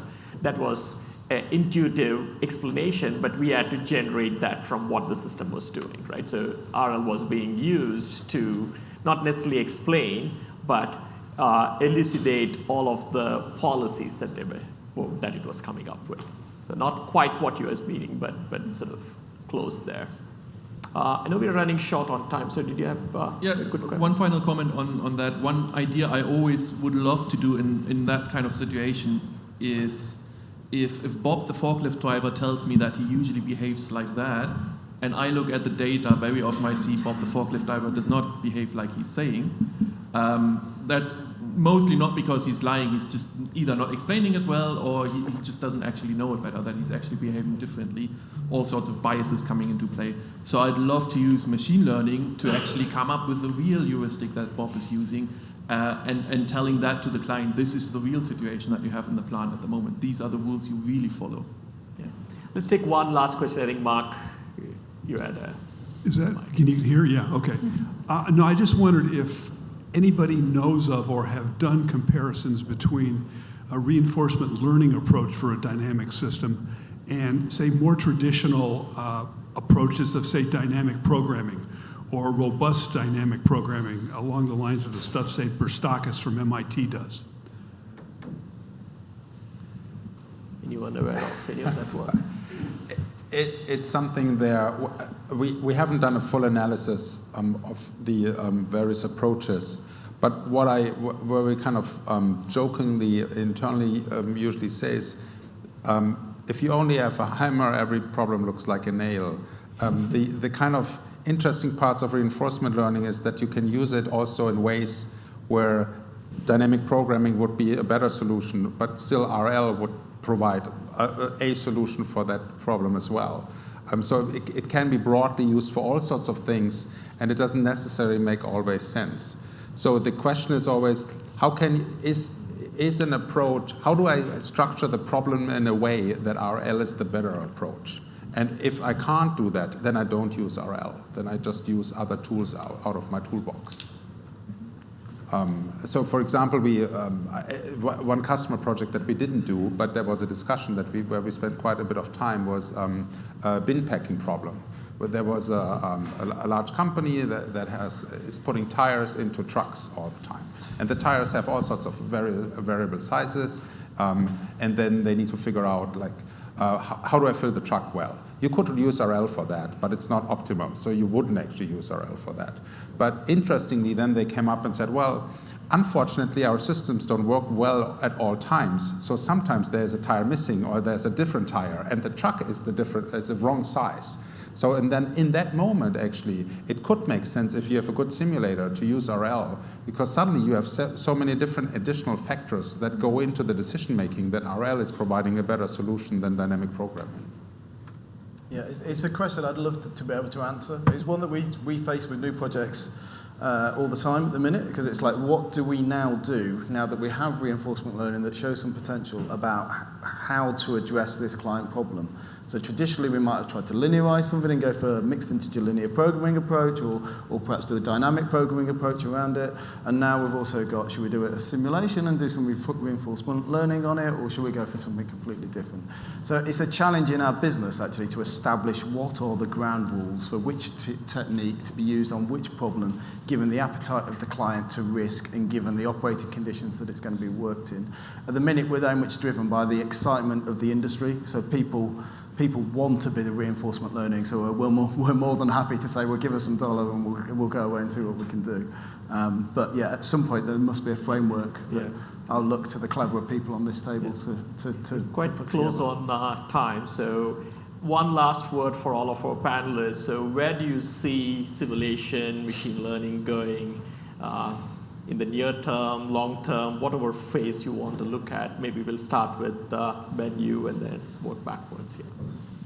Well, very briefly, I think, as I said at the start, I think the simulation community needs to change and needs to adapt. The vendors need to adapt to the needs of that huge wave of AI coming. Otherwise, they will just be sidestepped. And the simulation community will always be around, but it might not be at the center of excitement. And in terms of the development of AI, I think it will follow the hype cycle again. It will fall because people will realize it's not actually intelligent. It can't be. It's just data crunching, number crunching. And it will find areas of interest where it's really powerful and other areas where we realize it's not that good here. My future would be, it's with these two. So it's the tech providers and AnyLogic and Andre. So I think the future is about a bit of integration around those toolkits. I'm a bit more positive than Ben. And then that will drive acceptance out into the market. The stuff we've done, we spend too long trying to hang Python, OpenAI Gym, some reinforcement learning algorithms with an AnyLogic simulation model. The geeks love it. They think it's technically brilliant, but we just spend too long doing that. It doesn't add the business value. So the challenge at the minute in the immediate future is getting the tech right, I think. I personally am looking for a future where customers are coming to us and say, we have built a simulation model from scratch because we want to use reinforcement learning or machine teaching our approach. And then we engage at that level. And we are not in the position where we need to hunt kind of for the simulation environment that is existing in a given enterprise. So that's an ask for the simulation community. I echo what some of the other panelists have said. I also think that there's the push for transparency and explainability of the models that we use is real, and it's not going away. And people will require that in the future if we want to adopt these types of models at scale. So that's something that we need to continue demanding of our simulation and reinforcement learning tools. Yeah, I think simulation's providing a lot of value for a lot of organizations already, and I guess the potential in marrying simulation with reinforcement learning is to offer those people a couple more percentage points accuracy in trying to predict metrics that matter to them. And as Dave mentioned, getting that tech right, like allowing simulators to tap into massive compute to optimize their parameters is going to be the way to kind of quickly iterate and show people the potential of this new technology. I think AnyLogic is on the right path there. So we hope to see that realized this year. Can we have the slides, please? Some of the slides. So go to the last slide from the first section, my section. So there is this book on simulation point. It's a simulation hypothesis, simulation point, where the author essentially posits game playing, right? So obviously, this is the book by Rizwan Work. From MIT. So he talks about the simulation hypothesis, and he talks about a simulation point. So think of role-playing games, right? So massively large multiplayer role-playing games are there today, and I think we mentioned a few simpler games. And in those games, there are these artificial entities, and those artificial entities are essentially as realistic as you could be, right? So there's no difference between a human playing and that other non-playing entity playing or making certain actions. This particular author takes that further. I think we just talked about how to combine simulation with that intelligence, right? So now, if I think for the air combat simulation that I used to work, and I think some of the work that you were doing, if it is totally realistic, where there is no difference between a human and a simulated entity behaving, and that's what that author calls as the simulation point. It goes further and says it may not just be in the games, it might be in the real world as well. So this is where it goes into the notion of singularity. And if you can have robots sitting here listening to the talk and assimilating just as we humans do, then that's the point of simulation point, as he calls it.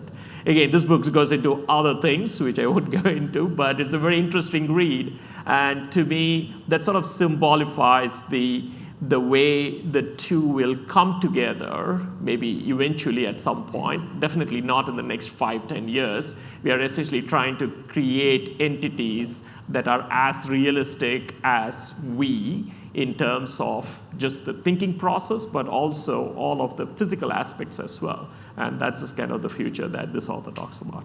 So with that, I would like to thank the panelists. So big round of applause to the panelists for having a great discussion, and of course to all of you as well. Thank you.